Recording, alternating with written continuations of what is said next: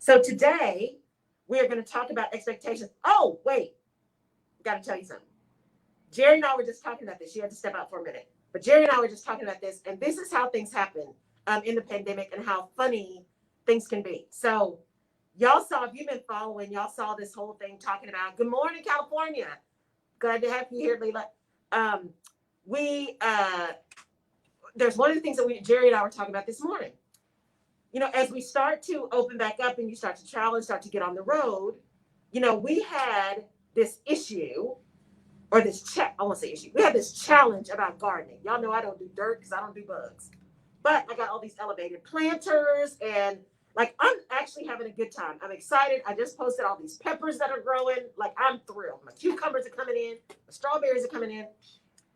And Jerry and I were laughing at each other this morning because she got some time away this weekend. Mm-hmm. I got some time away this weekend. And both of us were like, we got to get home and make sure our plants are okay.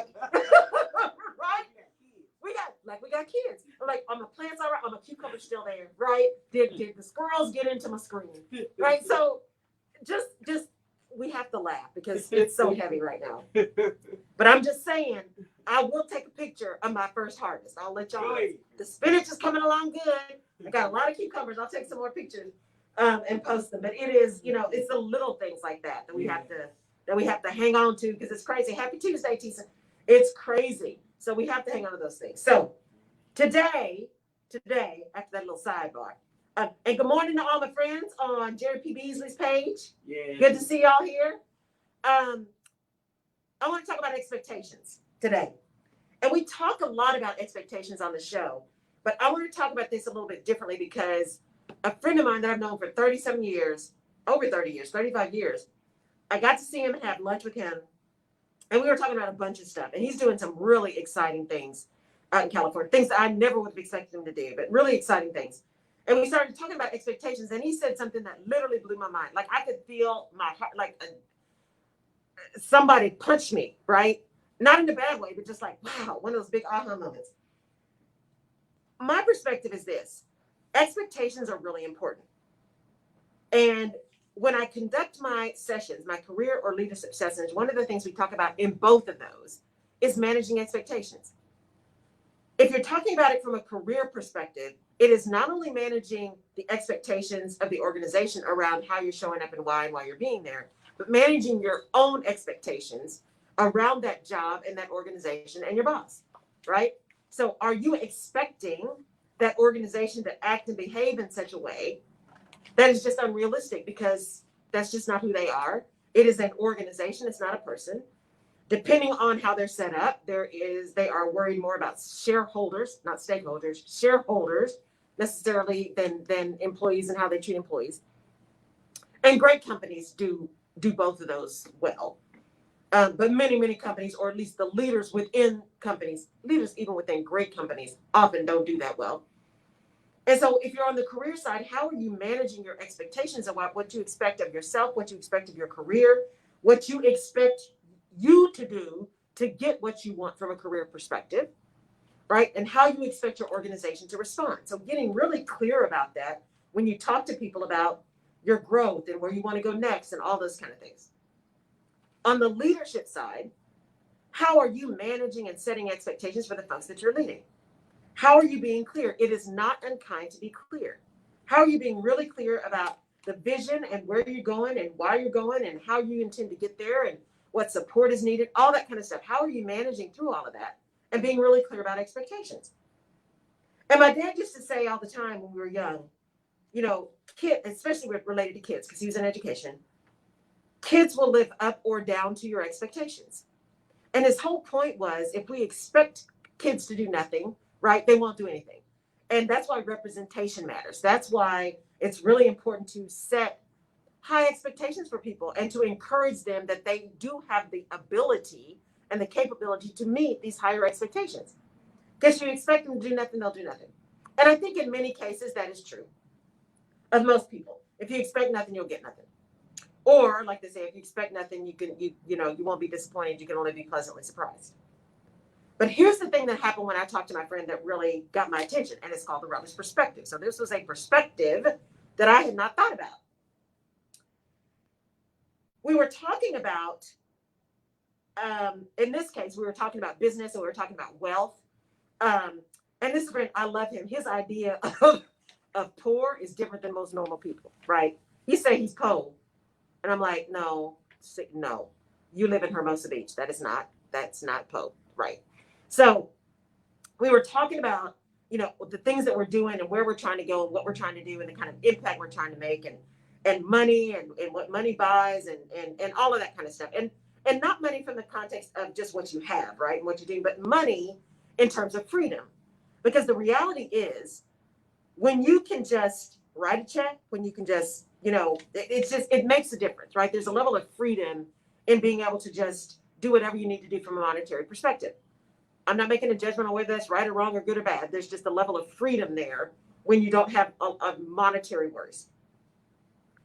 So we started talking about all of this stuff, and then we started looking people up because we were talking about, we were in LA and the Oscars were going on, and he's talking about some of the things that we were doing. And so we were pulling up people's net worth, right? Cardi B, I think she's $24 million net worth. We pulled up somebody else who was like $65 million net worth. And so you start thinking about all these people. Yes, Hollywood. So we were talking about a lot of, rappers and singers and all this kind of stuff, and people who have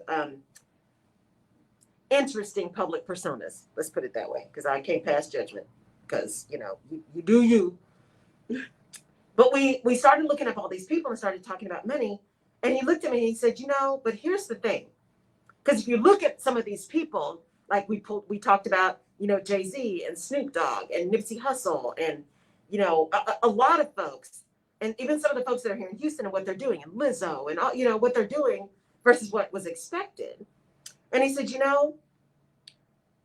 those from whom nothing is expected cannot disappoint abundantly. And I was like, oh. And here's why. Because there is power in that statement. Think about this. If nobody expects you to do nothing, that means whatever you do, you can take any kind of risk you want because nobody expects you to be successful. So you may as well just lay it all on the line.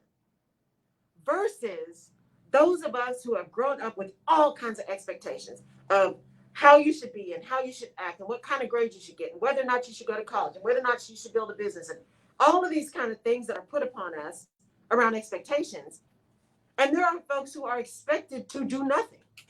They're not expected to succeed. They're not expected to know. They're not expected to be smart. They're not expected to have any kind of thought process, right? And look how successful some of them have been.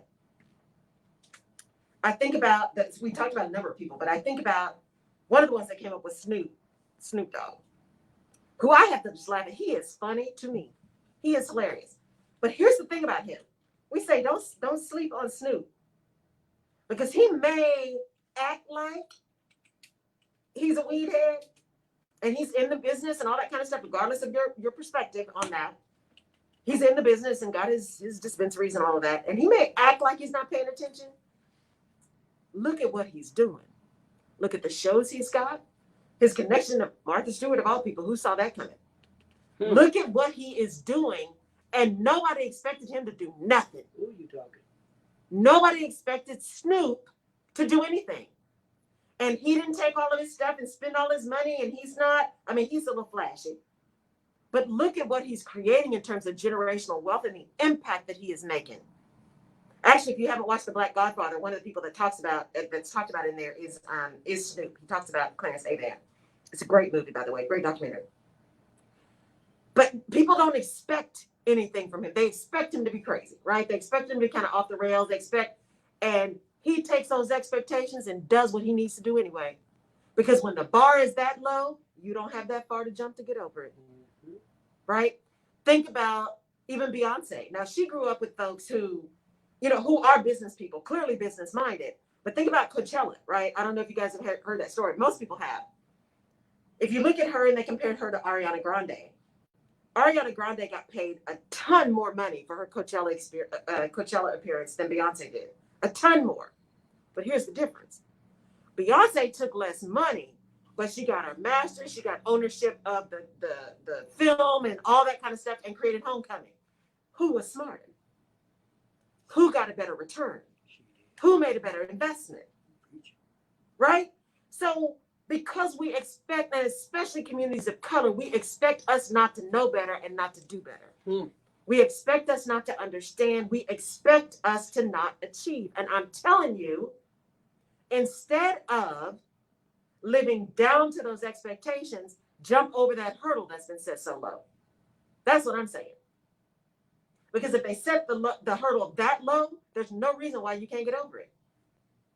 No reason why you can't get over it. And so instead, we get all of these expectations that I am the queen of unreasonable, unrealistic personal expectations. Hello, my name is Laurel. I got unreasonable expectations. Okay? I'm the queen of that. I get it.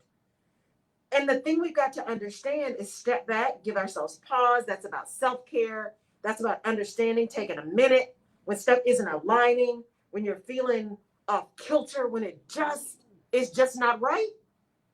Pause. Practice the pause. What's going on? Is something really not aligned? Did you set some kind of crazy expectation? Like I set an expectation that I was going to leave corporate and I was going to have a 7-figure business by March of that next year. Now that was crazy. That was crazy. But you know, I you don't know what you don't know. I know a lot more now. And definitely on the way. And here's where we are. But it's those expectations. I had to really, not only did I have to check those expectations at the door because they were unrealistic, but I had to check my attitude and my emotions at the door, because the judgment that comes with missed expectations is what causes the problem. It's not necessarily just missing the expectations or not meeting the expectations. It is how we have then processed the judgment and the pain and the feelings of inadequacy when we don't meet those expectations. That's what starts to cause the problem. But if I'm not saying don't set any expectations, but if we can manage the expectations that we are setting, if we can put them in the right context and understand why we're setting them in the first place, our ability to move and navigate and think about career flow as opposed to career path, pay attention to the messages that we're hearing that may say it's time to pivot a little bit or do something a little bit different. It gives us the freedom to do that as opposed to the pressure to do all that stuff we set aside with the information we had at the time. Because setting those expectations in stone also doesn't give you room to get new information that may change what you need to do. We get locked in. Organizations are bad about this. Real, true command and control organizations, and I work for one, heaven forbid you put out a deadline, get some new information in that requires you to change the deadline, because, oh my gosh, it is like the world is coming to an end. Because we said it was going to be on Monday, but the information tells us it needs to be on Friday, but heaven forbid we say Friday, because see, we committed to Monday. That's just insanity. Because adulting and true strategy and true leadership says, I have done enough planning and enough preparing and enough execution and have enough experience to know I made the best decision I can make at the time with the information that I had, but I am open to additional information that may tell me I need to do something different, and I'm willing to make a change. That's what real leadership is. Because it's not about you. It's about the people you're serving and the goal you're trying to make. That's what it's about. And so when we have these expectations that we've set for ourselves and others, and we don't have the confidence to either say these are unrealistic, right? Or the confidence to say, I might need to change expectations because I got new information. That's where we start to have those death spirals of madness, where our heads get in the way, our hearts get in the way, our emotions get all jacked up. We wind up in dorsal vagal and we're sitting in a puddle, just don't want to get out of bed. All because we had all these expectations that were insane, that we set because that's what we've been trained to do. But those folks, there is so much freedom. I recorded my podcast this morning on this topic.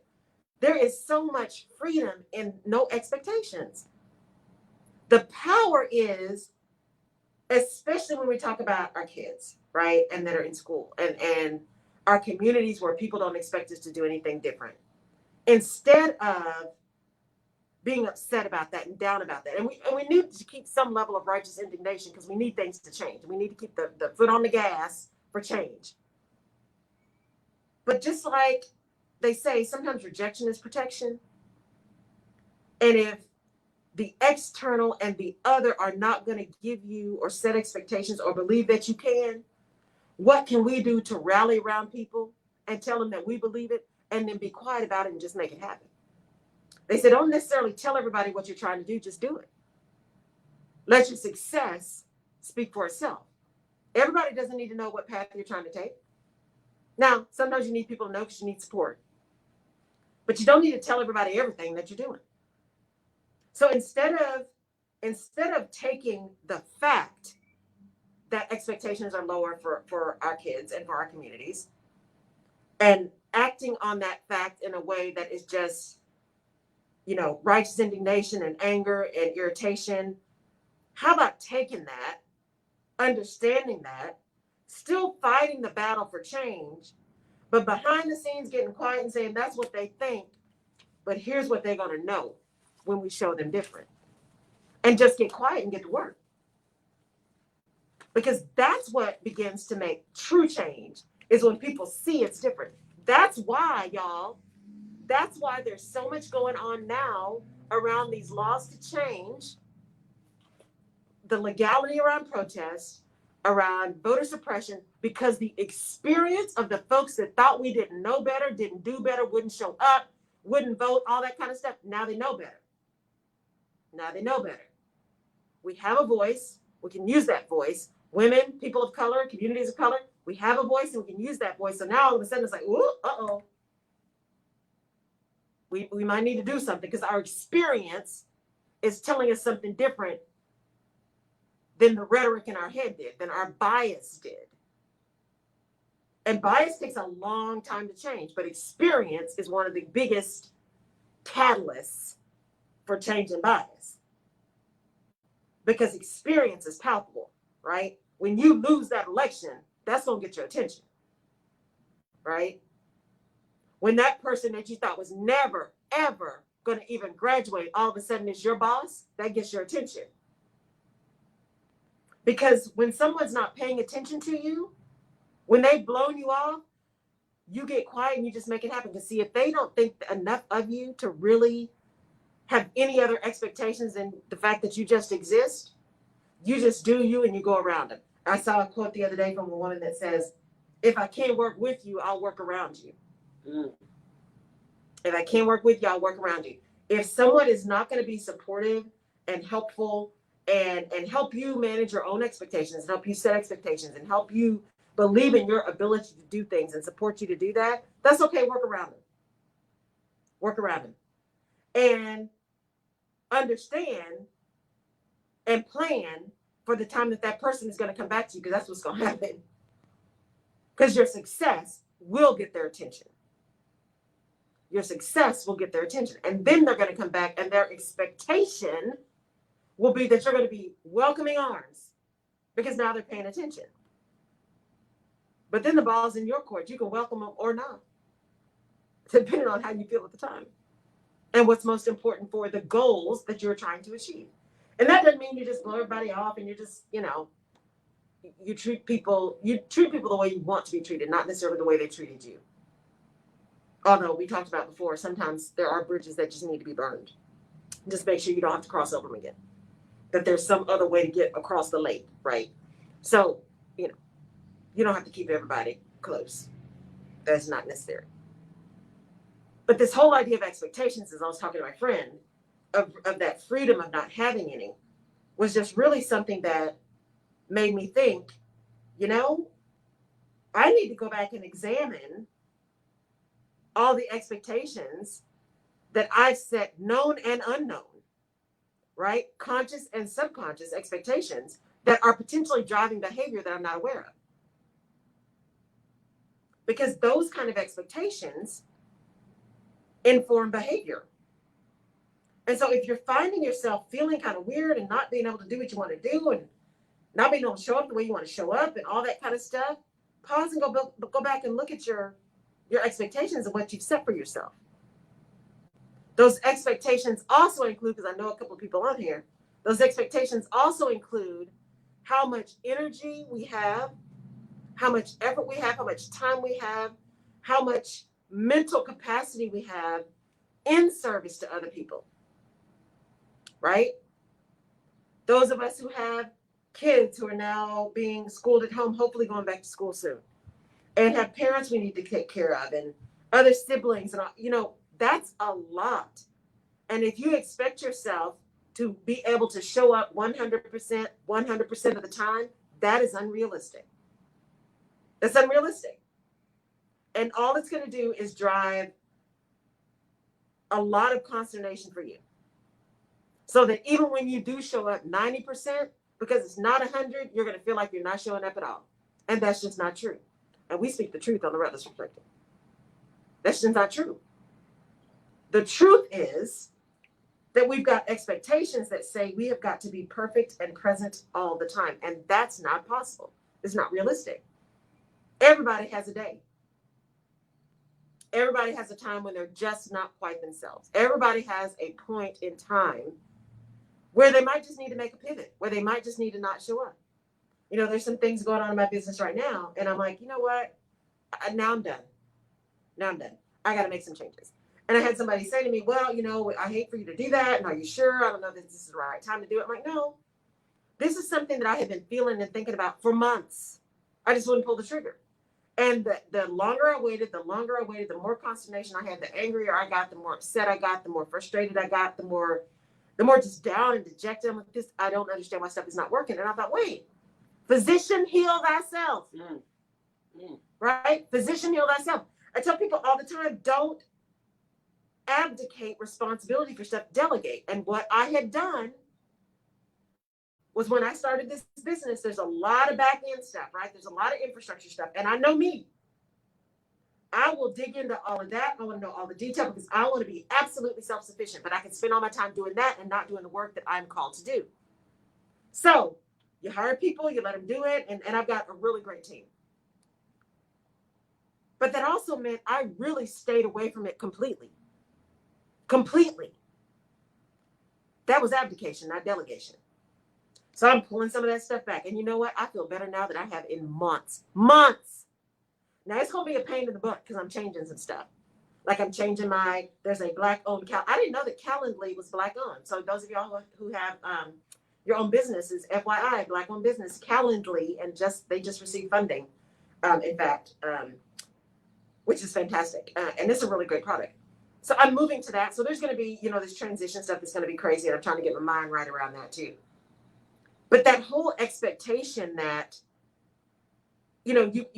I am expecting people to listen and learn and grow and dig deep and, all this kind of stuff. And meeting people where they are, because everybody's not ready for that, including me. But I'm not paying attention all the time, right? To myself. And so we get so caught up in how we serve that sometimes we don't stop and serve ourselves. And you cannot serve others from an empty vessel. We have got to be clearer and cleaner on our own expectations, because we can set ourselves up for failure. We can set ourselves up for failure faster than anybody else can set us up for failure. Because we wake up with us every day. As I say, every day we wake up with us. So we can set ourselves up to have problems because we set expectations that are unrealistic. But if we do two things, one, make sure we're paying attention to those expectations, right? Make sure that we are regularly checking in with how we're showing up and why we're showing up. And if things have changed, that we are flexible and adaptable enough to change with them, right? Even if it's something as simple or as tactical as changing some piece of your infrastructure, of regaining some of your power and control over stuff, of regaining your delegation versus abdication, even if it's something as simple as that. But also understanding where there are zero expectations and you can just jump that hurdle. Just get quiet and make some things happen. And then watch the surprise on the faces of those who just didn't think you could do it. Or what's even better, because see, sometimes we got a little evil streak. What's even better is watching the surprise and the irritation and the anger on the faces of people who not only didn't think you could do it, but didn't want you to. The people that smile in your face, the people that pretend to be supportive and are just waiting for you to fall, if not trying to help you fail. Because not everyone is trying to help you succeed, right? I just talked about this on my summit last week, and I've talked about it on the show before, the crow story, that everybody who dumps a load of crap on you is not your enemy, and everybody who picks you up and dusts you off and shakes you and tells you you're great is not your friend. Not everyone who is being kind to you is doing so in your best interest. We still need to be discerning. We still need to pay attention to motives and motivation. And that doesn't mean you necessarily have to start cutting people out and all that kind of stuff, but people will reveal themselves to you early, believe them the first time. And then manage your expectations around their behavior and your interaction with them. Manage your expectations with them. Because it's important to be clear, to know who's in your circle, to know who's really pulling for you and who's just kind of on the periphery, on the coattails, trying to be on the bandwagon, versus who are the foxes in the hen house. Oh, I love that, Jan. Thou preparest the table before me in the presence of mine enemies. Exactly. Exactly. You know, make sure that you are surrounding yourself with people. You know, we talk about a village. I use village intentionally. Surround yourself with people who are going to challenge you, right? Who are going to challenge you both good and bad. Challenge you when you're thinking crazy. Challenge you when you're ready to, because I've had several of those conversations lately where I'm like, you know what? I think I'm just done. I think I'm tired. I'm tired. I'm tired. I'm tired. I'm tired. And I've got people in my village who are like, I hear you, but keep going. I hear you, but no. I hear you, but, right? I hear you. I love you. No. I called my brother last week and I'm like, you know, here's what I'm thinking. He's like, no, don't do that. No, no, no, no, no, no, no. Keep going. Right. And so you need people around you who are going to do that and they're going to challenge your expectations of yourself because they understand where you're trying to go. There's some people who are going to understand deeply. There are other people who are going to just love you and want to understand because they love you. Right. And you need all of those. So you need those people who are going to challenge you. But you also need people who are going to point out to you, you know what? That's not necessarily someone who is being as supportive as you think they are. That's not necessarily a place you want to be. That's not necessarily someone you want to associate with. That's not necessarily where you want your brand to go. And remember, you have a brand. A brand is not business related, just like leadership is not position related. Leadership is behavior related. The fact that you exist means you have a brand. And your brand shows up anytime you show up and connect with somebody. It's not about a logo and colors and photos, right? That's not the brand. The brand is how people engage with you and how you engage with them. How you show up, when you show up, whether you show up. What your attitude's like, what your attitude's not like. How you serve, how you don't serve. All of that stuff is your brand. A quick question from Facebook. Nella said, excuse me, she's asked the question, have you always had those people around you or did they come with time? The village. That's interesting. You know what? It's both. Thank you for the question. It's both.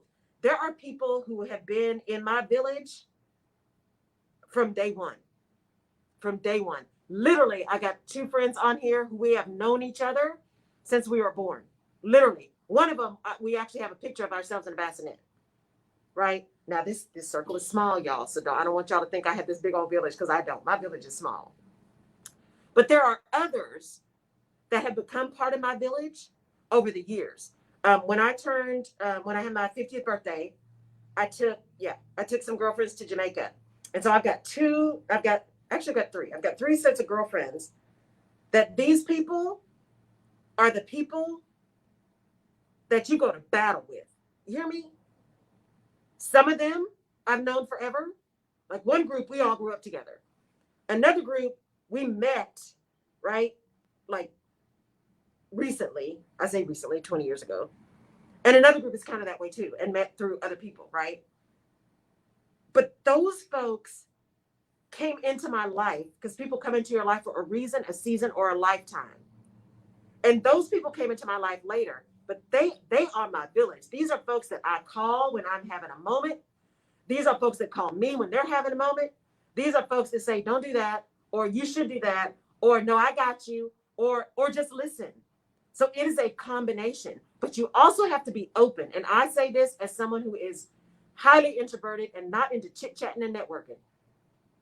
You have to be open to the people that come into your life and understand why they're there and show up genuinely as you. And if that is a person that's meant to be there for a lifetime or meant to be part of your village, you will know that. You will know it. You will feel it and you will know it. People will reveal themselves to you early, believe them the first time. And not everyone is meant to be there forever. Because I've got a lot of acquaintances. I know a lot of people. A lot of people know me. A lot of people I know, and I'm like, I just don't even remember your name. And I'm so bad at that. That is something that I am admitting I'm working on, because that is so disrespectful to not remember somebody's name. And I'm horrible at it. So I'm working on that, because I believe it's important. But you will find your village. If you are intentional, you will find your village. Some of those people you grew up with, and some of those people will come into your life, and you will know it when they get there. Trust me, you will know it when they get there. And there are some people that are coming that are like, I need you out like yesterday. Because that's the other thing I tell people. When you've got a village, building your village is serious business.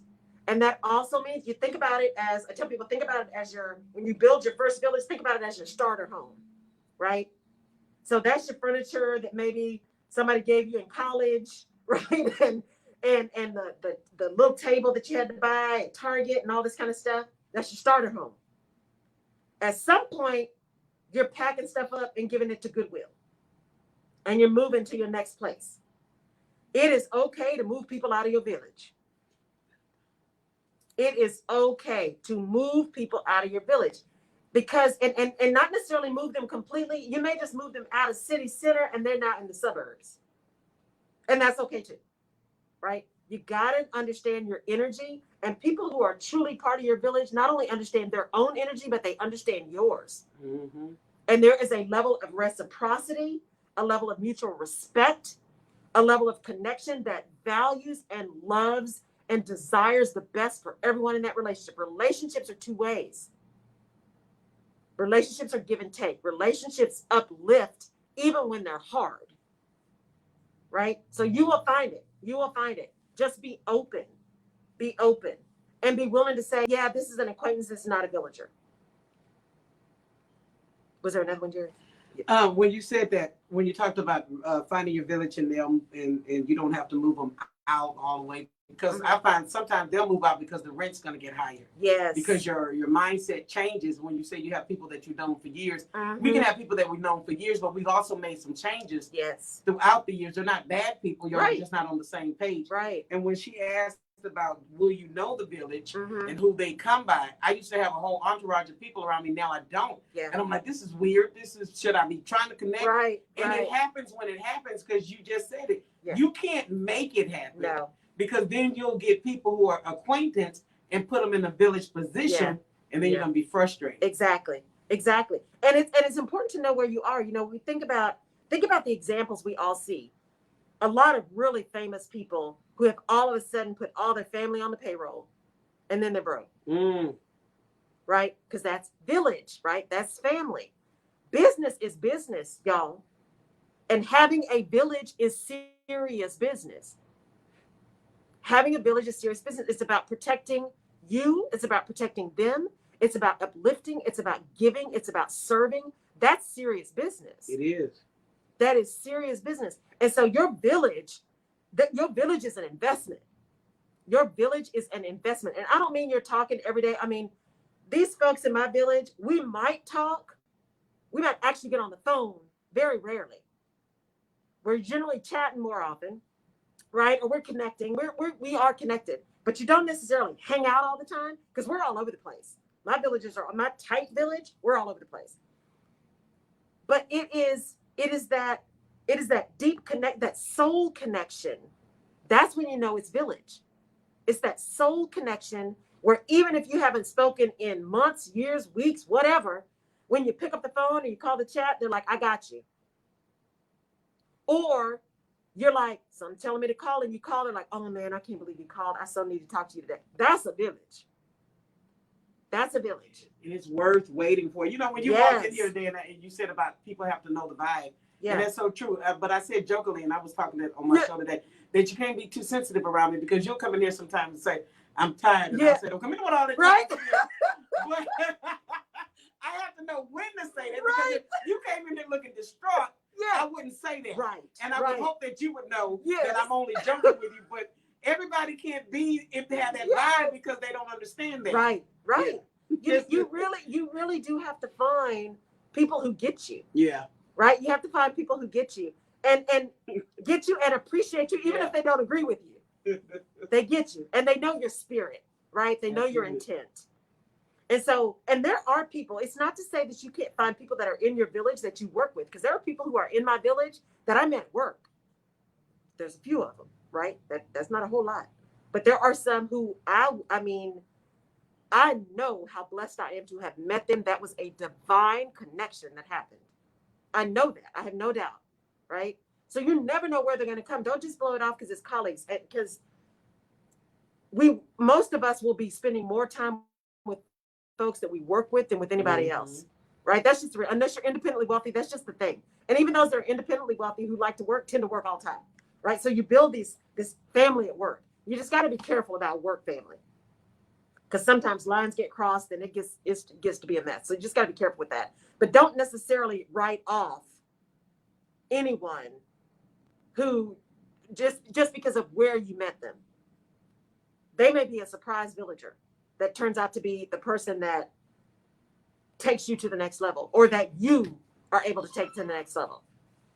So that whole idea of a village is really is serious business. It really is about supporting and uplifting and connecting, being connected, and honoring all those folks that are with you, right? It is about relationship. It is about expectations. Because your village has expectations. But their expectations that you just show up as you. And that if you said you want to achieve something, that you actually meant it. So there are still expectations in the village. They just land different. And the village will also call you on your own crazy expectations, if necessary. And then you got the friends that are like, oh, I don't know that that's a good idea. What time should I show up? Right? We all got those friends too. I don't know if that makes some sense, but I'm with you, right? The ones that really got your back. Then you got the friends in your village that the ones that you call for bail money. Yeah, we all need those too. So it is probably the best investment in yourself you can make is to invest in building your village authentically. Heart connections, soul connections, right? True alignment. It is worth the investment to build those relationships, because that is going to get you across many, many obstacles. Those are the bridges that you build when you burn down the other ones that need to go. It's the village that does that. It's the village that gets you there. It's the village that helps you understand, yeah, they don't expect you to do anything, but we're going to make this happen. We're going to make this happen. And then not only are we going to make it happen, we are throwing a party in the street when it happens. So all those people that thought you weren't going to do it, we're going to invite them. That's a village. That is a village. You said something earlier, and this is a statement. Okay. You said something earlier about the brand, and it's not just your business. It's not just a logo or pretty colors. She said, I had family in my village, but they weren't protective of my brand, and I've lost them on every level because I said no and stopped. You know, that's, again, the village moves. It is a living organism. Sometimes people move completely away from the village. Sometimes you put people out of the village. You evict them from your village. Sometimes they move to the suburbs. Sometimes people who are in the suburbs move right into the center of the city. And you just got to be okay with that. People come into your life for a reason, a season, or a lifetime. And they move in and out, right? And don't try to make a lifetime villager out of someone who's supposed to be seasonal. And we do that a lot with family, to that comment, right? Because, I mean, we're born with that family is who family is. And so they are in our lives for a lifetime, but they aren't necessarily in our village, the core village, for a lifetime. Because we've all got family that's not necessarily in our core village. We love them because they're family.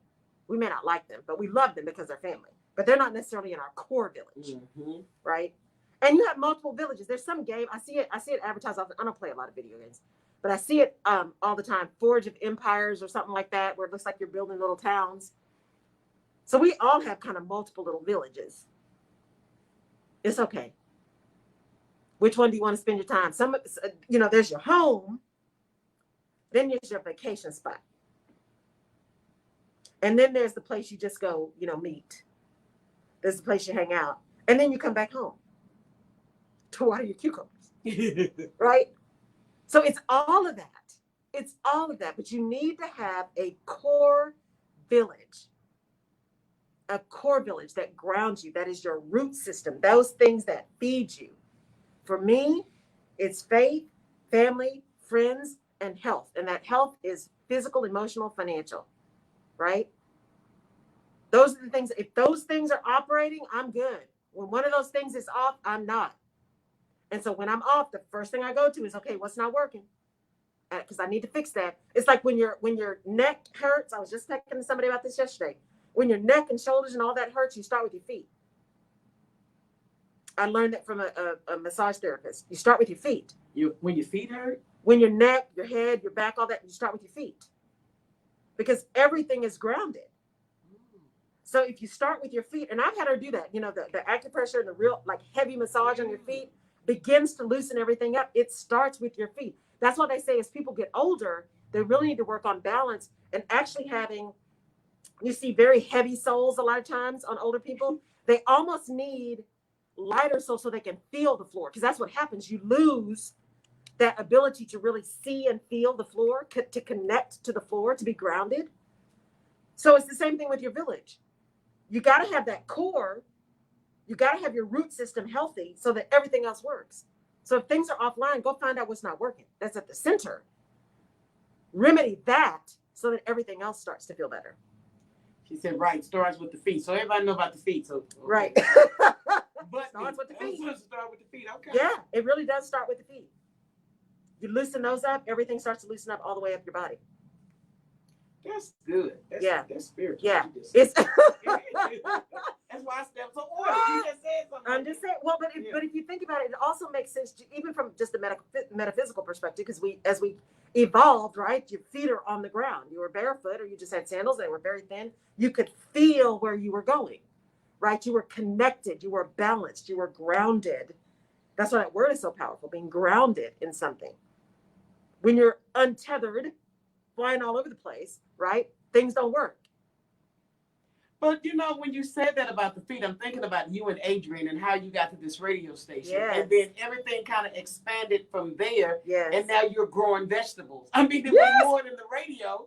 So you're right, because it would have to start. But if you think about it spiritually, that's why our steps are ordered, because it leads you to more than what you were going for. Yes. Because it probably was beyond what you were going for. It absolutely is. Wow. Because that is part of that expectation conversation I had with my friend this weekend. Because I love this show.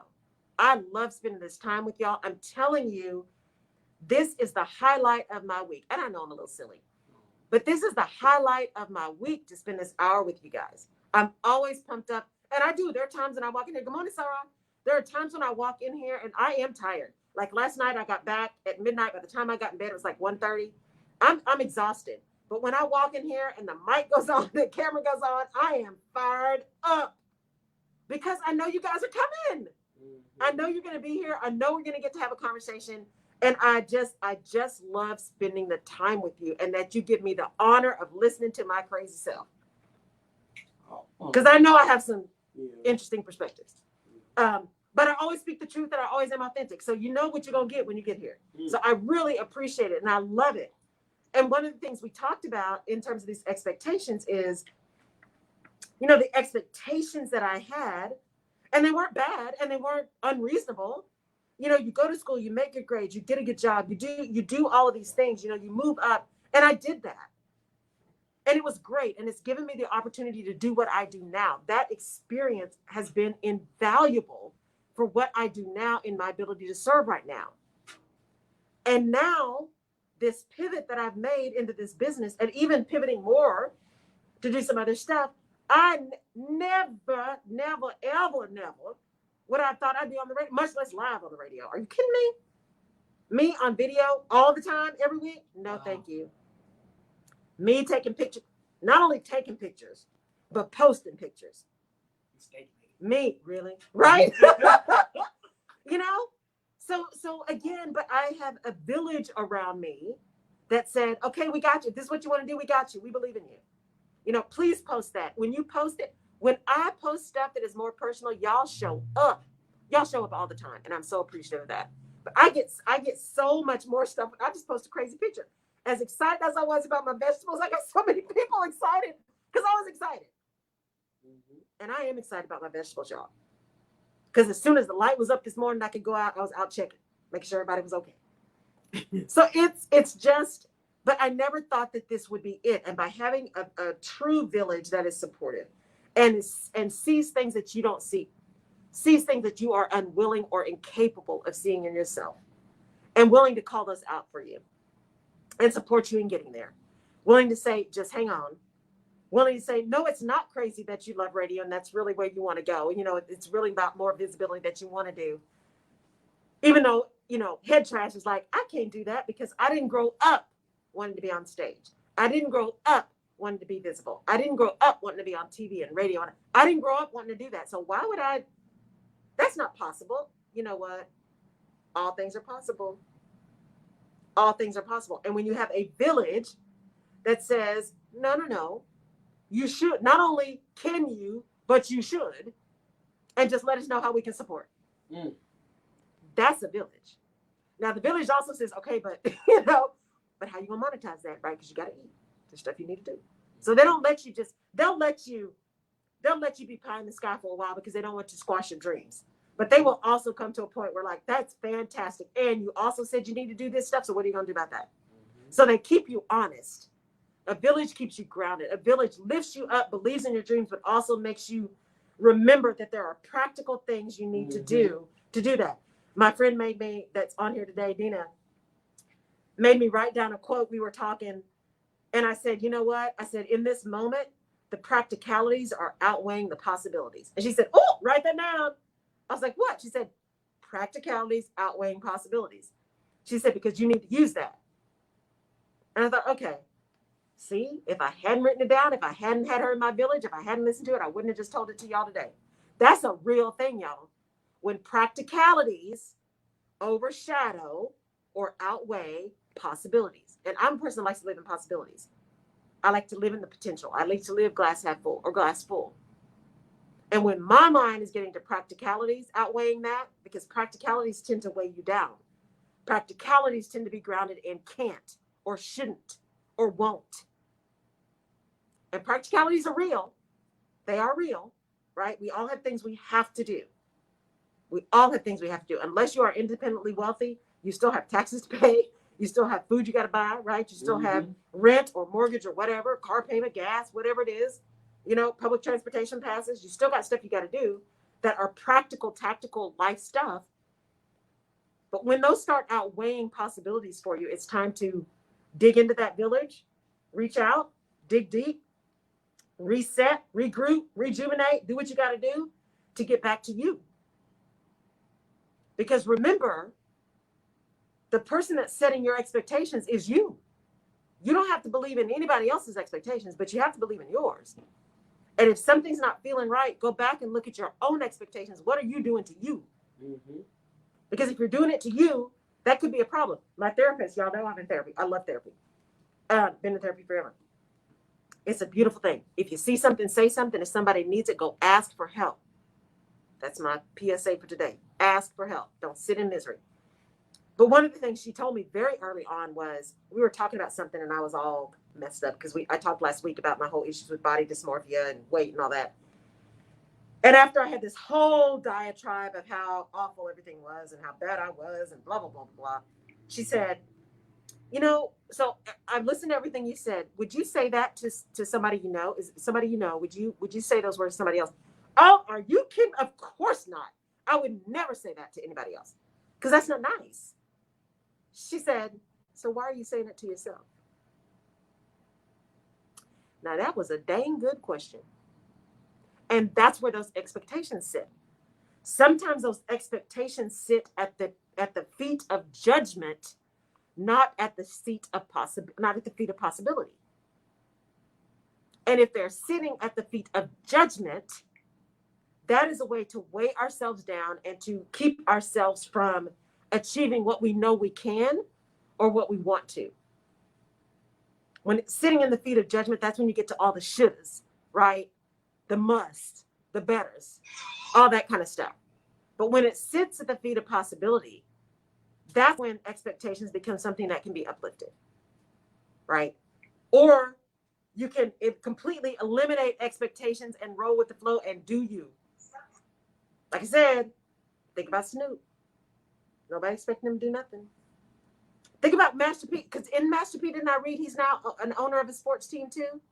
Master P is doing some crazy stuff, y'all, in terms of generational wealth.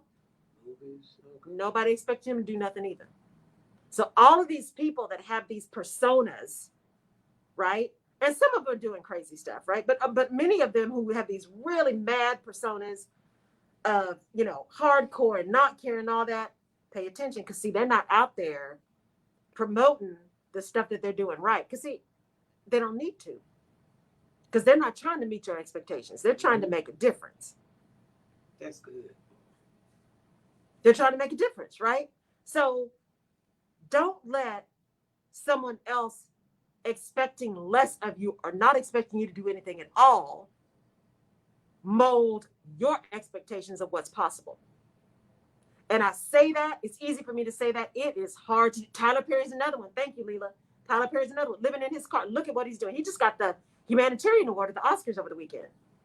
And his speech was fire. Y'all need to listen to it. And I wouldn't say I'm a huge Tyler Perry fan, but I am a fan of the man that he has become and the work that he is doing and the way he is uplifting communities. That I will support all day long. All day long. So don't let other people's lack of expectation and in some cases desire for you not to succeed influence the expectations you have for yourself. Sometimes you just got to get still and get quiet and get to work. And then throw the party, the celebration, when you make it. And invite all of them to the party. And watch the surprise on their face. And answer every phone call. I've got people now that'll reach out, and some of them reach out, and I'm like, yeah, I don't no. But there are other people that I'm like, see, you were shady and underhanded, and you thought I didn't know it, but I did. I'll take your call. I will absolutely take your call. And it's going to be a very interesting conversation. And I'm not going to be ugly. I'm not going to be nasty, but I'm going to be clear. And part of the clarity is going to be, I saw you. You think I didn't, but I did. I know exactly who you are and how you showed up and what you meant. And I didn't make up what you meant. I knew exactly what you meant, and you know what you meant. So you coming back later and saying, oh, well, I hope you know what I mean. See, that's a lie. Because you meant what you said the first time. So when you go out this week and think about expectations and managing expectations, I want you to think about what my friend told me this weekend. There is power and freedom in people expecting nothing of you. There is power and freedom in that. Now, again, we got to help our babies, right? We got to help our young people in those communities who people expect nothing of, so that they see representation, they see possibilities. When they are forming, right, their skill and their self-worth, we need to rally around them and lift them up and help them understand that all things are possible. We need to do that. Grown folk, those people who are expecting nothing of you, or better yet, expecting you to be nothing, you just got to get quiet and do better, because we know better. And when you know better, you do better. And you don't have to publicize it to everybody. Just do your thing. All right? Lord, isn't it good in a way, though, that there are low expectations? Because I find there's no competition there, especially if they underthink what you are able to do. Right. And you can actually get a lot more done with less. Yes. If, like you just said, re-synergize and realign yourself. Yes. And then make sure that you have the right people, the right village. Make sure you're protective of the brand, of who you naturally are. Right. I was thinking about the young man that was in the parking lot that you ran into, and he came in, and I said, "You're here because Laura Rutledge, who I respect, said you seem like a nice young man." And I said, "Now, if she lied, I'm gonna get you." He started laughing. So he got warmed up, and there were some things I need him to be able to do, but I ended up saying, okay, this is going to be a coaching moment. Yes. Maybe he's not going to do it like you want to do it, but he's coachable. Possibilities. Exactly. And possibilities. So when you say that, because not everything is going to come tailor-made the way you want it. Exactly. So we got to make sure we don't throw away something because it's not exactly tailor-made, but they could be a part of your village if they're coachable and ready to learn.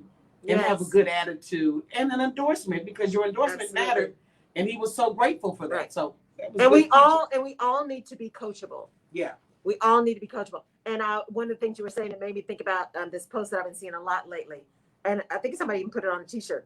Underestimate me, that'll be fun. Right? Oh, that's good. I love that every time I see it. That'll be Underestimate fun. me, that'll be fun. Right? So yeah, I agree, Jerry. We when we're putting people in our village, we should not look for perfection any more than they're looking in perfection in us. Right? What is that? One of my coaches said the P in perfection stands for poison. So it's not about perfection. It's about connection.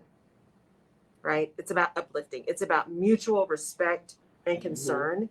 Right? Mutual love, mutual honor. That's what it's about. That's what it's about.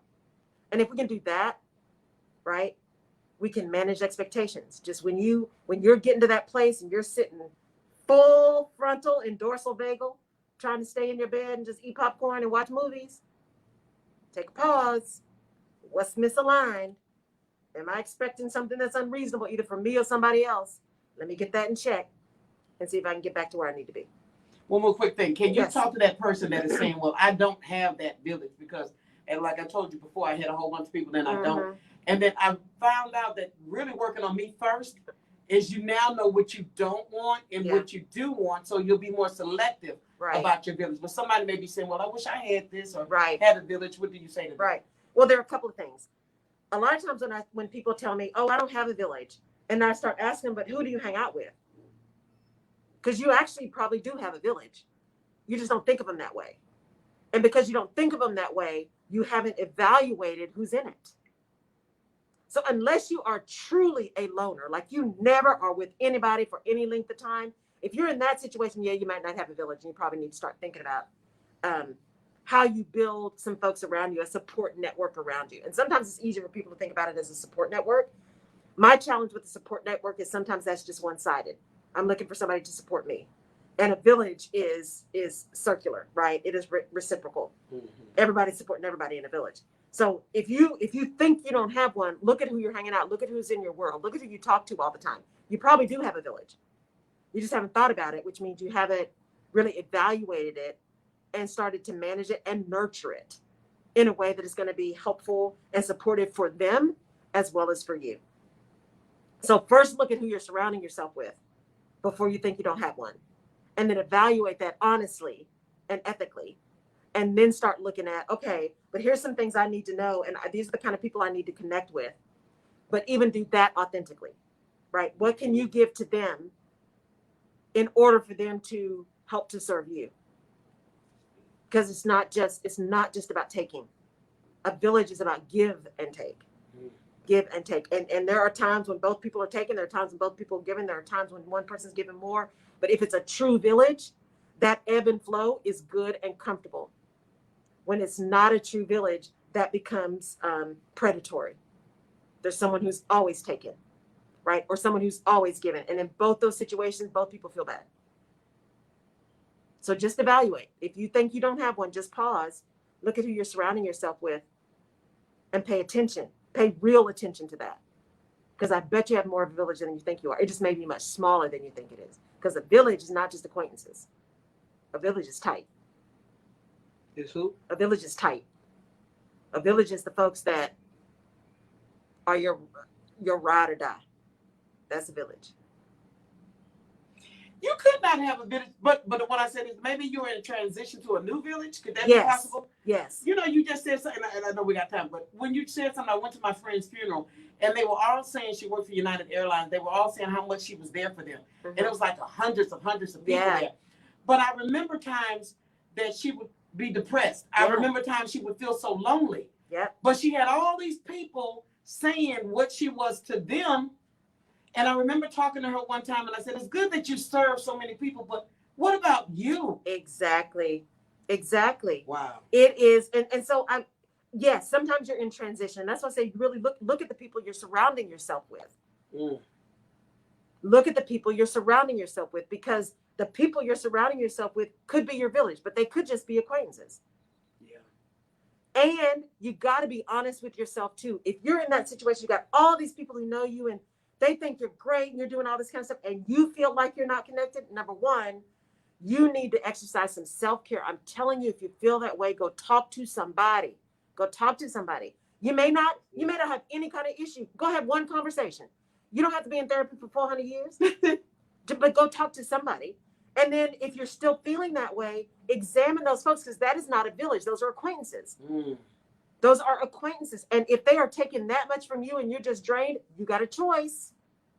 And what's going to happen is when you start putting up your boundaries and laying out what you need, some of those folks are no longer even going to be acquaintances, because see, now they're offended because you're not giving them what they always got. Because now you're realizing that you got to save something for you. Remember last week I talked about the story of the marbles. Everybody's got a bag of marbles. If you give all the marbles away, you got nothing left for you. Which means if you got nothing left for you, you still have nothing to give away. So you've got to find a way. If you are always give, and you get nothing back, that's a problem. And it is not selfish to do some self-care. Mm. And if selfish is your word, then I'm going to say you got to be a little selfish in order to be selfless. And you definitely do have to have sense enough to do it for yourself. Because even when I came from out of town, the phone just started ringing. I'm like, I would think if a person is just coming in from out of town, give them a day or two to get situated. Give them a minute. But, give me. And I just refused to answer the phone. And I got mad. And I said, well, you have the right not to answer these calls and these text messages and all of that. But you also have the right to look at and say, is this constant? Is this gimme? Yeah. Because I would do it differently. And then you just said it. You have to accept that other people don't think like you or act like you. It's up to you whether you're going to receive that any longer. I don't want it anymore. Absolutely. And it will ebb and flow. There are times when you're going to be doing most of the giving. There are times when you're going to really need some receiving. Mm. It ebbs and flows. And people that are villagers understand that ebb and flow. And they are there for all of that. It's if there's someone who gets mad at you because you're not showing up to their thing and you're not giving them the thing, or they're not, that's an indicator. Pay attention to that. Pay attention to that. Michelle said some people can drain you. Now, do people just mean to drain you, or do they just drain you? And how do you work on that situation if every time you talk to certain people, you feel drained out? People absolutely can drain you. Yeah. I would say this, Michelle, because I know me. And so I am what they call an empath, right? So I absorb other people's energy. And so that means, depending on how the energy is coming at me, that can really impact my personal energy. So I can sometimes easily get drained. So you have to know. So I say, start with yourself first. You have to know yourself first. The next thing I say is, yes, people can drain you. And that's when you need to start paying attention. Because is it draining because someone is always asking something of you? Is it draining because you just need to take care of you? Because sometimes it's a combination. If it's someone who does nothing but ask, take, want, that's kind of toxic. And you probably need to figure out a way to disengage from that, or at least manage how much exposure you have to that. But it starts with you. You got to know you. And that's the thing on the Rutledge perspective. If nothing else, I know me. I know where my crazy is. I know where my issues are, right? And some of them I know that I am working on constantly. Others, I'm like, you know what? That's just how it's going to be. I can't do nothing about that one. Or I choose not to do anything about that one because that is who I am fundamentally. But if you start with you, then you can be really clear and honest about how you're feeling in those interactions, and then make a decision on whether or not it's really draining you, or whether you just need to manage it. Because sometimes you just need to manage it. The person may not even be realizing what they're doing. And a lot of times people aren't. They don't even realize how much time they're taking or how much effort it is for you. And so sometimes it's just about a conversation. It's not unkind to be clear. It's not unkind to be clear. So sometimes it's just about a conversation. And then other times it's, if you're not willing to pick up the phone at 2 and 3 o'clock in the morning every time it rings, then they're upset. Well, that may be something you have to put on the fringes for a minute. I said the other day, you can tell somebody that you're drowning and they'll still tell you to bring them some fish back. Yeah. Because sometimes people don't hear you. They don't. Because they're waiting for their turn to tell you what they need. Right. And so, like you said, sometimes they purposely don't hear. Right. And maybe sometimes they're so caught up in their own situation. Absolutely. They just don't hear you. They just don't hear you. And that's why I say that's why it's important to know yourself, to know where you are, to pause a minute, to listen, to understand, not listen to respond. Because sometimes you're in a bad place and the person you're talking to is in a bad place. And if that's the case, it's going to be hard for everybody. Michelle said, I knew a person that drained me, so I had to not respond to the calls, emails. It was really bad. When I see that person, I'm cordial, and that's it. Mm-hmm. You got to protect you. I got a few people like that. I showed up for something at the end of the year at an old place, and there were a couple of people that I nodded my head and spoke and kept moving. I'm like, we're not doing this. And I wasn't nasty, I wasn't ugly, but I was clear that I wasn't doing that. Right. And I was perfectly okay with that. Those were bridges that were in flames, and I will never cross them again. And that's okay. All right. That was good, Laura. We gotta go. Show. Love you guys. Thank you so much for being here again on a Tuesday morning.